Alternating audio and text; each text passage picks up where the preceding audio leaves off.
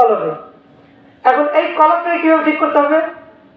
লিকুল্লি শাইইন সিকালাতুন ওয়া সিকালাতুল কুলুবি যিকরুল্লাহ। আল্লাহ রাসূল সাল্লাল্লাহু আলাইহি সাল্লাম হাদিসের ভিতরে ফরমান, হে আমার উম্মতেরা ভালো করে শোনো, গুনাহ করার কারণে তোমাদের অন্তরে অনেক ময়লা হয়ে যায়। মানুষ জামা কাপড়ে ময়লা হইলে সাবান দ্বারা পরিষ্কার করে, লোহায় যখন জং দেয় এর দ্বারা পরিষ্কার করে, জমিনে যখন ময়লা হয় ঝাড়ু দ্বারা পরিষ্কার করে।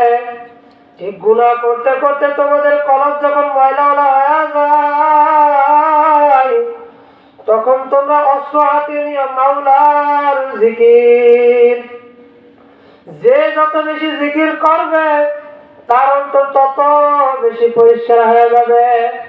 এই জন্য তো বাবা দেখা যায় যারা কিনা হক্কানি পীর সাহেবদের কাছে বায়াত গ্রহণ করিয়া তাদের কথা অনুযায়ী জীবনযাপন করে, তারা যখন নামাজ পড়ে বড় গুরুত্ব সহকারে, বড় মহাব্বত সহকারে নামাজ পড়ে। কারণ তার অন্তরে খেয়াল থাকে দুনিয়ার কেউ দেখে না, আমার মালিক আমার দিকে তাকায় রয়েছে। জোরে বলি সুবহানাল্লাহ। এই যে খেয়ালটা, ইবাদতের একটা খেয়াল আছে, মুরাকাবা আছে, ইবাদতের মুরাকাবা। লা সালাতা ইল্লা বিহুজুরিল কলব, হুজুরি কলব ছাড়া কারো ইবাদত গ্রহণযোগ্য না। নামাজ অনেক করতে পারে, রোজা অনেক করতে পারে, কিন্তু কলবে যদি হুজুরি কলব না থাকে, ইখলাসওয়ালা কলব না থাকে, ওই কলবের ভিতরে ওই নেক আমলের দাম আল্লাহর কাছে নেই।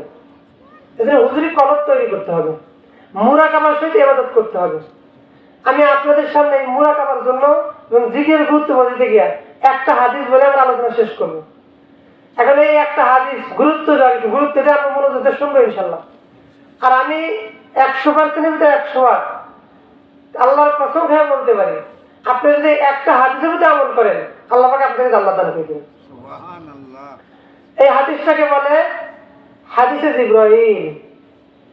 কি বলে? হাদিসে জিবরাইল। আল্লাহ রাসূল সাল্লাল্লাহু আলাইহি সাল্লাম যখন দুনিয়া থেকে বিদায় হবেন তার আগ মুহূর্তে হাদিসখানে আলোচনা করা হয়েছে। মুফাসসিরিন কেরাম লিখছেন